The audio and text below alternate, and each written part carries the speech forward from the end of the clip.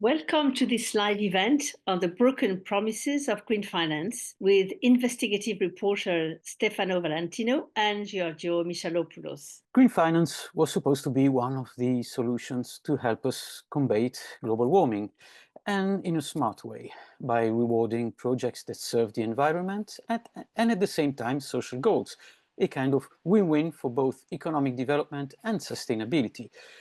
But since the 80s and the financialization of the world economy, big money has learned that every loophole in the law is a chance to make a quick buck. Taking advantage of flaws in the rules, regulatory oversight, and the good faith of ethically minded investors, the financial giants have continued to invest in precisely businesses that are worsening our climate crisis. At the end of the day, it means that conscientious investors end up bankrolling the old giants. What tricks did the financial sector use to get there? How can citizens protect themselves? Stefano Valentino and Giorgio Michalopoulos, who have won several awards for their investigative work, have dissected the dark underbelly of green finance for Voxeurop. This event is supported by the European Media and Information Fund, EMIF. So let us present our two guests of today. So Stefano Valentino, you're an Italian freelance journalist. You're usually based in Brussels when you're not reporting around the world. So maybe you can tell us today where you're based. You write for various Italian media, including Panorama, La Repubblica, Il Sole 24 Ore, and you were an Oxford Climate Journalist Network Fellow earlier this year and are responsible for the investigation department at Voxeurop. And Giorgio Michalopoulos, you're a freelance journalist and a PhD researcher in economics at the Federal University of Minas Gerais in Brazil. Your cross-border investigation published on Voxeurop have also appeared on The Guardian, Domani, Il Fatto Quotidiano, Mediapart, Espresso, Nacional, I don't know how to pronounce it properly, and other European newspapers. Both of you have been awarded several prizes for your investigations on green finance, like the Covering Climate Now Award and the European Climate Journalism Award, both of which you received last year. Just to put us into the context, Stefano, what is green finance and what is it supposed to do? Hello, hi to everyone. And indeed, green finance, including the term green in expression, in principle, should be a set of financial products, investment funds, which support companies which contribute to the so-called climate transition or green transition or sustainable transition, meaning companies which either have plans to reduce their carbon footprint, so carbon emission reductions, or they want to reduce pollution, meaning emissions, release of toxic pollutants which affect the health and environment, or which want to contribute to development of communities, respect of human rights. All these areas, they're very important to achieve the United Nations Sustainable Development Goal, and the European Union adopted a law which on paper intends precisely to create this market for green finance. But we see later that actually from theory to practice, there is a big gap. Thank you, Stefano. That was actually, yes, very a short answer. So what are the main findings of your latest investigation? This is a question first for Giorgio. Thanks to everyone for this marvelous organization of the event, to the European Media Information Fund as well for supporting us. So just to complement what Stefano said, the European Commission, when it started the regulation on green finance, it said that this regulation would help those investors who seek to put money into companies that are sustainable to make informed choices. However, of course, what we have seen is that billions are flowing to the most polluting industries. Of course, in this project, which is supported by EMIF, we are focused on the fossil industry, which both science community and international agreements are asking to end up with oil production, which is the most polluting and the most responsible for the largest share of CO2 emissions. However, despite our 3 years work on these investigations and these fact-checkings and the increasing public attention towards the oil industry and the transition and the sustainable transition, asset managers still seems to be convinced that investing into the fossil industry via green funds somehow supports these oil companies into make the transition more rapidly, which is something that so far remained widely improved. No one from these big asset managers has been capable of showing us how this transition was made possible thanks to the shareholding of the green funds. We decided to hold them accountable individually with this project. So we started fact-checking all the claims, all the sustainable claims, all the Paris-aligned investment claims, and all the transition claims of the largest asset managers, starting with JP Morgan, with the second article that we published in this series, which are still supporting the oil industry. So far, I anticipate a little bit, none of them has been able to show how these investments in oil companies truly supported the transition. And as we will discuss later on, these companies are not aligned with the Paris agreements and the transition agreements. During these 3-year-long investigation, and the latest one started, which Giorgio mentioned, started a bit later on. Stefan, what surprised you the most in what you found while digging into this dark side of the green finance? The big surprise actually came from the expansion that we conducted with our investigation from basically targeting a few cases in our first stories, diving into the global finance market in Europe and finding out more interesting cases and getting new knowledge and actually being able to really identify the tricky way in which asset managers they hide the persistent support to polluting activities behind the screen and the curtain of fancy green-related names. To provide 2 examples which make my presentation more interesting than just sticking to the complexity of theory. For example, we had done a couple of investigations exposing how large financial groups like Allianz, which is the largest insurance company in the world, and JP Morgan, which is the largest bank in the world, they have in their green fund portfolio companies like the super the coal fire plant producer RWE, which is a German company, one of the largest carbon emitters in Europe. It still powers lots of electric production units with dirty coal extracted in Germany, and also supporting Glencore, which is one of the largest coal mining companies, which has operation in South Africa. Well, both Allianz and JP Morgan, they shared with their potential investors documents which clearly claim that they support the improvement of water quality and air quality. So someone who is not really savvy in finance, retail investors who want to go to his bank and try to make the best use of his savings to make some profits while contributing to make a better world, he wouldn't find a clue about the fact that these green funds, which claim to clean up the air and the water from dirty pollutants, actually invest in those same companies which are contributing to pollute the air and the water. Precisely RWE through its coal mining operation and coal fire plants in Germany, and Glencore through its coal mining operations in South Africa. I had an undercover meeting with an investment advisor of a bank in Brussels, and I was really surprised when I asked him a very straightforward question. Of course, I didn't mention that I was a journalist. I pretended to be a dummy retail investor who did nothing about, who didn't know anything about green finance. So I asked him very directly if the green fund that this financial advisor was promoting, it was a green fund by Allianz, included fossil fuel companies. And he said clearly no. There was no polluting companies in the portfolio. And indeed, RWE, this German coal-fired plant producer, is part of the portfolio of this Green Fund of Allianz, which is intended officially to promote clean air and the water. So this is very striking that any retail investor can actually be cheated by his own trustful financial advisor while going to his own bank and trying to place money in green funds and being misled on the true nature and goal actually of the activities which are supported by this green fund.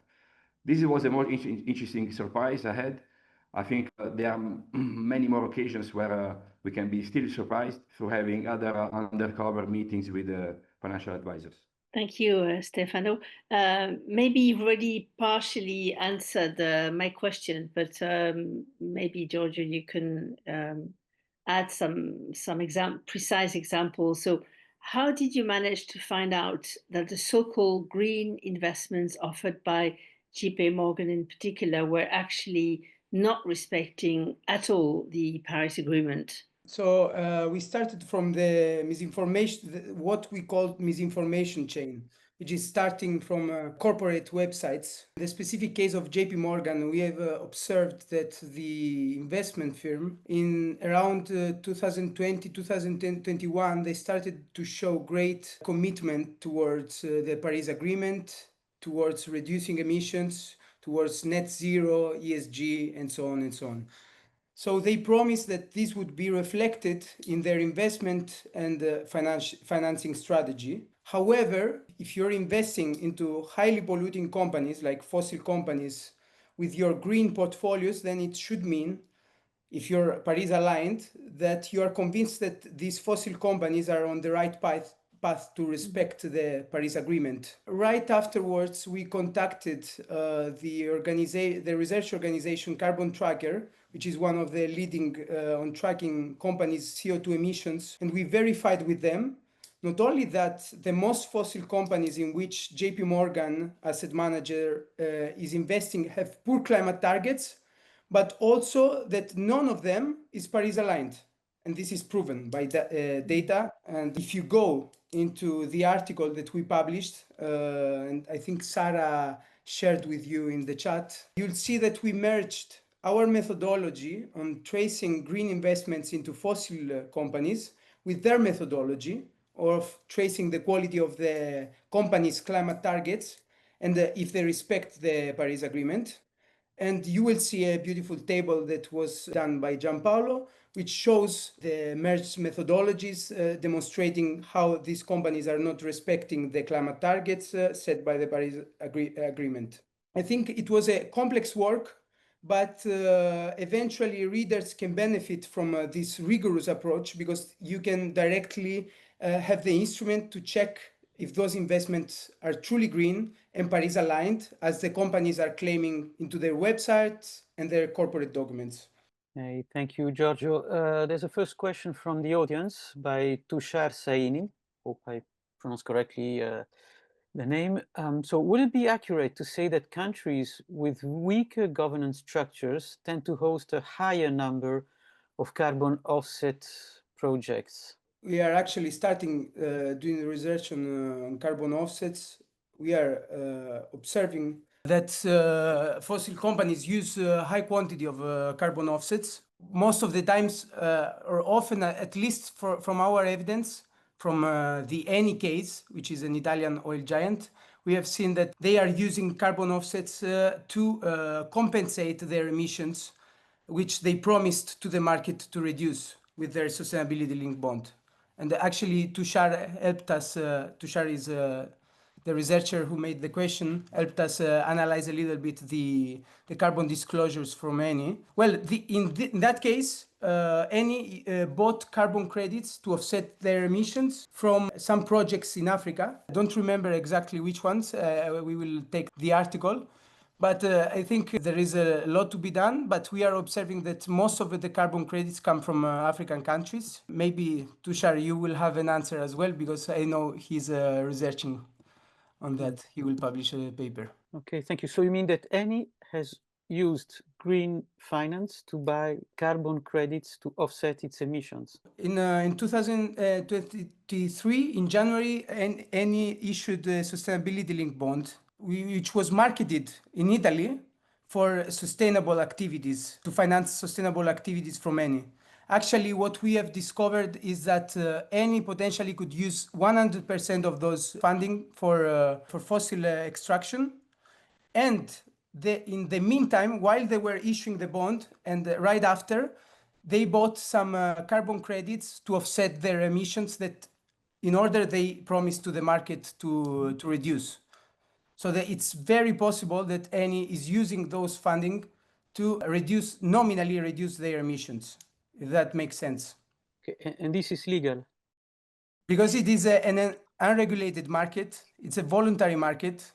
So the participants are supposed to be aligned to the values of the disclosures and respect their sustainability claims. So there is no regulation supervising how the instruments are used. No, one last question on this, sorry, because I think we are at the core of what is our topic. This is one of the loopholes that we've mentioned at the beginning, but in the end, in this operation, is it a net zero operation, or is it an operation that has a positive carbon emission or a negative one, this kind of operation?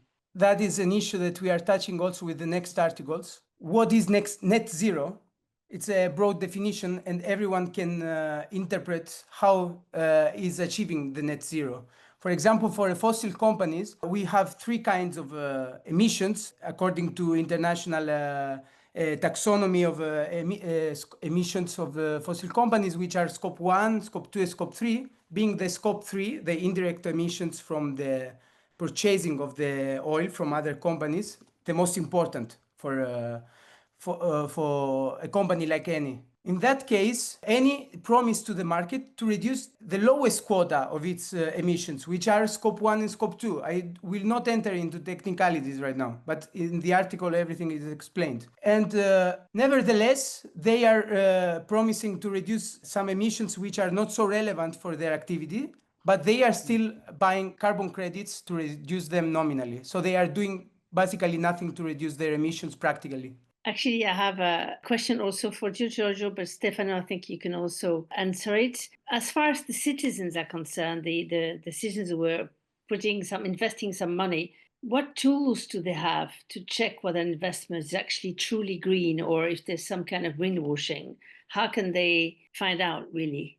I would say, firstly, our fact-checking and the investigative work on Voxeurop provides quite a full picture of how not to fall into greenwashed investments. This is because we always provide the big picture, an aggregate level, on European level, with big data, but also we go in depth with specific cases that we analyze meticulously.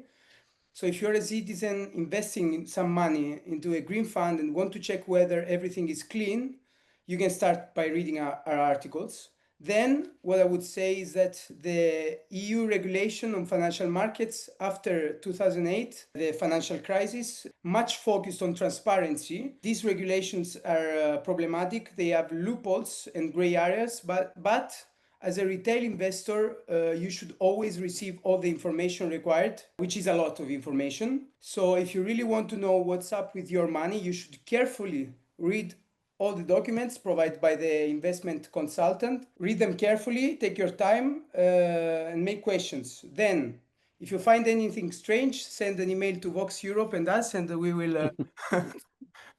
Yeah, but the way it's phrased, is it clear enough? I mean, Stefano, do you want also to answer the question? Well, I think Giorgio already provided a very useful answer. So I and Giorgio can be the customer care relations or the call center for all those retail investors who want to avoid to repeat the experience that I had when I pretended to be a retail investor myself, talking to the financial investor and the green fund, which indeed included the German coal company RWE. Would be very happy to help. Something that I can add is that very important when looking at green investments to not trust just the name of the fund, which may include a term relating to sustainability, green, environment, climate, and may actually mislead the investor if the investor doesn't take the time, he doesn't have the knowledge, and also seek help to also read the full documentation of the fund. Sometimes the full documentation of the fund you see exactly what the fund is investing in. You see the list of the fossil fuel companies and other polluting companies. So mistrust the name of the fund. Just go inside, go in depth, and if you don't have the knowledge, yeah, you can reach out to me and Giorgio. Yes. Now we have our customer care department also, and thanks for the advertising for your work. We couldn't have done it better. Yeah, at some point, I think, Stefano, you mentioned the fact that some people with whom you've been in touch with during your investigations are here. I sense that there are several representatives of NGOs with whom you've been working. So what is the role of those NGOs in uncovering the obscure side of green finance? Because I understand there are several which are involved in specifically this topic. Indeed, I and Giorgio, we had the opportunity to interact with many NGOs which are doing great research and advocacy work in the area of green finance, mostly related to the legislation set up by the European Union. I think the NGO somehow they also replicate the same methodology that I and Giorgio used to spot the green funds and the fake green funds. But of course, the NGOs have a different goal than a journalist. A journalist, we just need to expose the facts. We quote the NGOs to have nice comments backing up our findings. The NGOs, they have the role to take our finding or their own finding to the next level, which is actually using the finding to produce policy recommendation report so that they can help the policymakers to understand the flaws and the loopholes in the legal framework and push them to adopt more stringent requirements and really divert investment from false green finance products towards truly financial products which can back the sustainable transition. We talked to many NGOs which are doing this kind of efforts, which are committed to use our funding or their own funding to feed the policymakers with information which is needed for them to really understand the gap between the legal framework and how the financial institutions are using the flaws in the framework, in the legal framework, to basically do the opposite than what the law is aiming for. The NGOs, they have a big role to play in creating the culture and the ecosystem to really make the change for the better and to encourage policymakers to make this change. So both of you, you've been investigating on green finance for quite a while now, and we have this general question: what have you learned about it, and more specifically, have you, since you started, witnessed any change through time? And really, the question is, what do you think what impact do you think your investigations are having? Can you see any clear impact? I think the first impact that we observed is when we publish an investigation, the asset manager or the investment firm is telling us that it will change how the fund is called, or it will change the pre-contractual documents, how the fund is disclosed to its clients. So this is the first measure of impact that we have. We observed it in our very first investigation with Horizon, which is an asset manager controlled by the Italian bank, the largest Italian bank, Intesa San Paolo. They removed from their documents the word sustainable investments right after we contacted them. So that was an impact. And that happened also afterwards with other investigations that we published. Then I think there is another indirect, let's say, measure of impact, which is we see lots of journalists wanting to collaborate with us. So we were able to have cross-border transnational investigations around Europe with very valuable journalists. Of course, IRPI Media, which is involved in this investigation, is a great example of that. So yes, I think that is another measure, the collaborations, which is a great quality for investigative journalism nowadays. Okay, thank you. Do you want to add something, Stefano? Giorgio described the positive outcome. I try to do the devil's advocate and to show actually the dark side of the green finance, which apparently changes while not really changing for real. For example, the last fact-checking reports you had done concern the new guidelines which have been adopted by the European Financial Market Supervisor, which aim to prevent greenwashing, prohibiting for financial institutions the use of specifically green-related terms, so terms which relate to green, climate, environment, terms which could be misleading for the investors. To name and promote funds which still invest in fossil energy companies. That was a set of recommendations which are not binding. It's up to national supervisor to enforce them, which specifically try to tighten up the rules of the EU legal framework. So what happened is that the some asset managers, they did change the names, but instead of removing the term green, climate, environment, they just added a small term which is transition, because the guidelines of the European Authority allowed asset managers to still use the green related terms, provided that they added to these terms the term transition.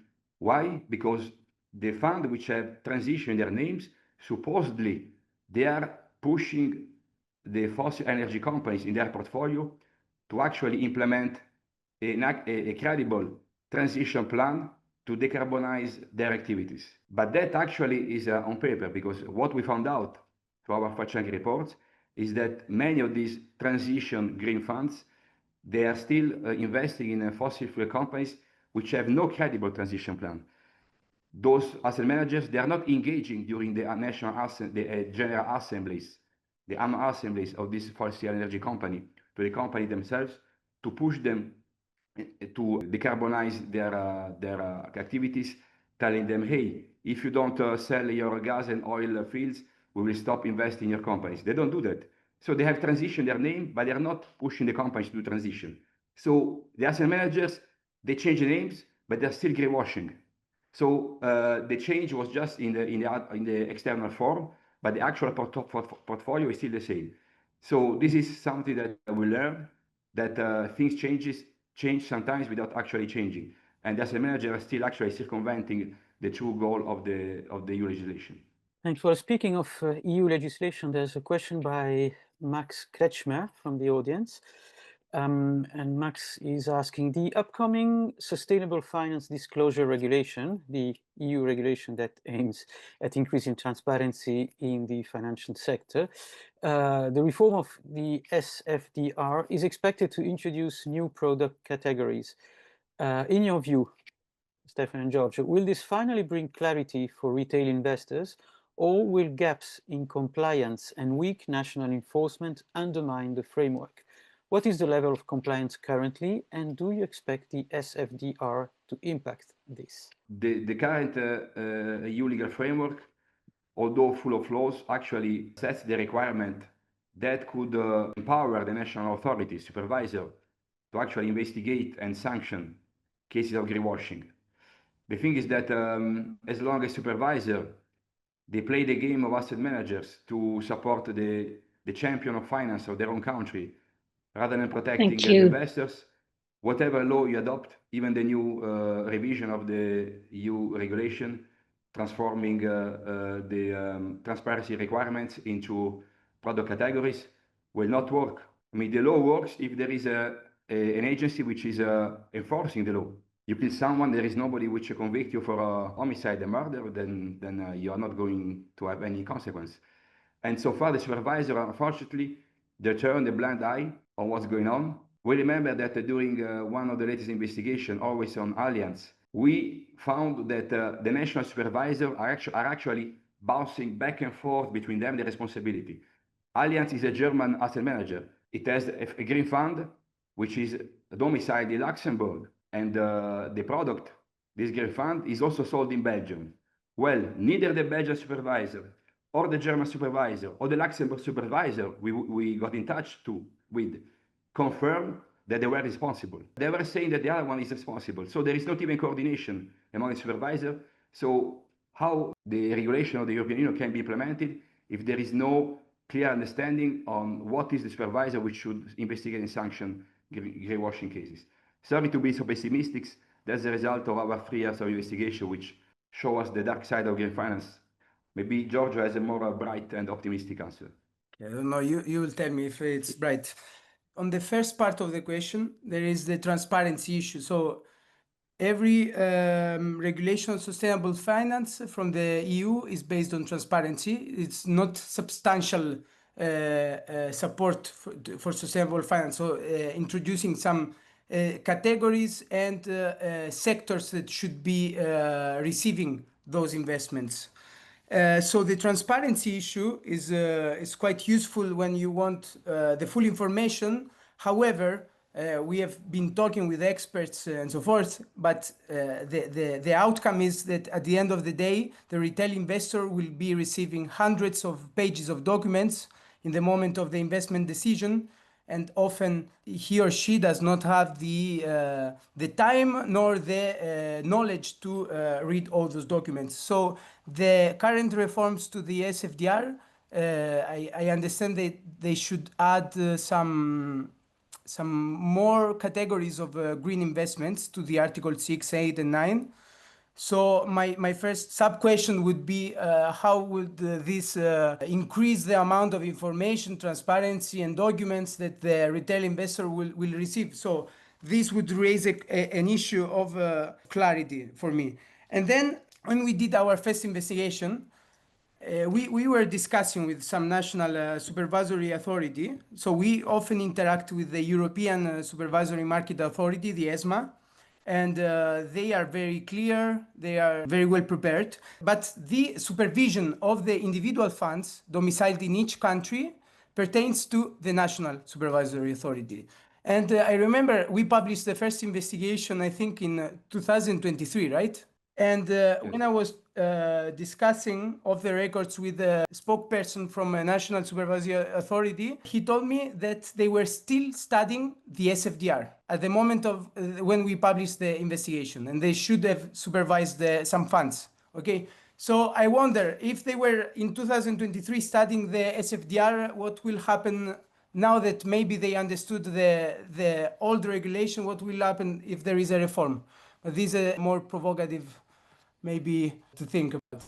There is another question from the audience. I'm trying to find it. From Guillaume Gas. Actually, Guillaume Gas, you sent it by email. Considering all the ways banks and companies bypass the rules and ideals of green finance, what rules can be established to make finance really green? I mean, the only way to make sure that green funds are really green, unfortunately, it's cracking down on investment of on fossil fuel energies. So if you want to make a green fund which is green, you need to basically exclude investments in activities which are the most environmentally, socially, and climate harmful, which are the investment in energy companies. Now the problem is that Europe is not a philanthropic entity. Europe is a market. So when the European Commission proposes new regulation, the Commission is always looking at the economic side, the economic impact of the regulation. The aim of the European Union is not to make sure that climate change can be tackled 100% by green finance, but actually setting the legal foundation upon which a behavioral change may happen in a market. It's just the first step. Then it's up to the investor, the financial community, to actually build on this first step, which is set by the European Union, and truly transition from dirty business to sustainable activities. The only way would be banning fossil fuel companies, and the European Union would never do that because it would be a kind of suicidal move. Those companies could actually relocate in other less climate-friendly countries. It could be a backlash that would harm the European economy. So as long as the drivers of our society is profits and economy, I think that it's going to be very hard to turn something which is made to make profits like finance into something 100% green. Thank you, Stefano. And Giorgio, do you want to also comment on the question? Yeah, I will show the bright side because I think it was last year, in 2024, we published an investigation where we showed how a local organization in Cleveland, USA, was implementing a scheme of local sustainable finance. So they were using local resources to fund local activities that were engaged in a sustainable economy. They were not polluting and so forth. So they gave us an example of how you can mobilize local resources and do not generate speculative behaviors through finance, because finance is it's a broad word. So there is the financial markets, but there is also local finance we can take some examples from, and this was a good one, I think. So we can also share this article with the participants. So maybe the solution is not on entirely to be on financial markets, but the European Union could also implement some schemes out of these SFDR and support local communities with the resources and decentralized funding. This is an issue to be discussed. Maybe we can have another live in 1 year about this, because it's an issue that we will be possibly investigating. Speaking about your work, for those investigations, you collaborated with other newsrooms like IRPI Media in Italy, The Guardian in the UK, The Daily Maverick in South Africa, or Manga Bay in the US. And also you collaborate with several freelance reporters. How does that work, and what does collaboration with those newsrooms and those freelancers bring to your work, besides, I reckon, dozens of emails and Signal and WhatsApp messages? We shared the data with the European investigative collaborations, and somehow we thought that the job was done when we shared the data. But actually, it was just started, because a second part of the investigation was going on with lots of journalists involved, and we had to invest a lot of time to explain to them how to use the data. But overall, it was a great collaboration, because everyone was so focused on the specific national cases. And actually, this was a great example for us, a great input to implement other investigations in this way. So we always have an aggregate analysis, and then we start to collaborate with national journalists. So this was our first collaboration last year.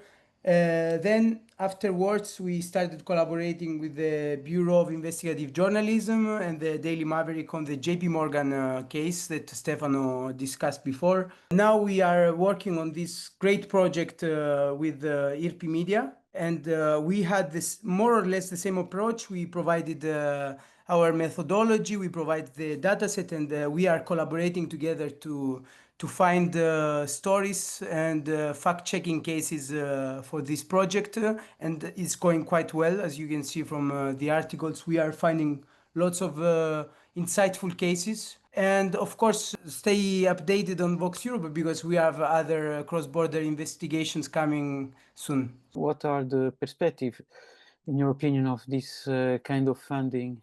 Of course, you mentioned EMIF earlier, but it's not the only funder for these investigations. So, as I said before, this project was fundamental, I think, because we got back to where we started, meaning exposing serious individual cases of greenwashing. Because last year we focused on more aggregate investigations. Now we got back to individual cases of asset managers. But with the difference that we have more advanced tools that we have developed in these years. So for this reason, we are truly thankful to the European Media Information Fund that financed this fact-checking project. Of course, in the last years, we received funding from a journalist fund, the Bertha Foundation. Stefano was a fellow, and this allowed us to develop all these tools that we are today using on this specific fact-checking project, and also to engage with leading experts on this issue. And of course, also to have a great editorial coordination from Voxeurop, the proper legal screening, or the translations, the cartoons, and this live event. So thanks again, EMIF. We have some articles coming out soon that will be truly interesting. We were able to expose all the enablers of the fossil industry one by one, and I think it will be also a great historical registry of how low was the bar set both at public and private level in the great mission of the EU Green Deal. So stay online for more. Maybe two questions in one, as maybe our last question before we open the microphones, and as maybe a conclusion. So it's really for both of you. Do you sometimes get pressure as not to make you stop your investigations and investigation this wide subject of green finance, and if you don't, and when you don't get any pressure, how do you explain it? And maybe as an addendum, have your investigation maybe been game changing, and does it explain maybe the pressure or the absence of pressure? I do not have great registries of trying to impede us to publish anything or influence our work. Maybe, but I would not. Quite the opposite. I think that's a positive behavior. Try to clarify with us off the record some specific issues that allow us to improve our reporting. So on that side, I think there was quite much collaboration also, because I think these investment firms are interested in clarifying their positions, even if sometimes they do not officially answer to our request for comment. But maybe Stefano remembers something that I can add. Well, sometimes it's hard to receive any answers at all on some specific cases. So there are both collaborative and not so much collaborative behaviors. But overall, I do not register pressures. But maybe I do not remember correctly. See, we haven't received any intimidation by any asset manager so far. Maybe at some point our bank accounts will be frozen. I don't know. Everything is possible. I think the main constraint or difficulty or impediment may arise from the fact that the investigation that I and George and other collaborators do together are very time consuming. So of course we need to raise persistently funding to pursue our investigations. And as you know, for the time being, non-profit journalism is suffering the consequences of a decision by our beloved US President Trump, which is cutting down funding to philanthropic projects.